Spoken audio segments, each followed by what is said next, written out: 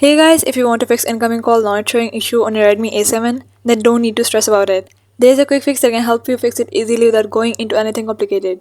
If this made things easier for you, do support the video by liking it and don't forget to subscribe for more simple fixes. Alright, let's fix it.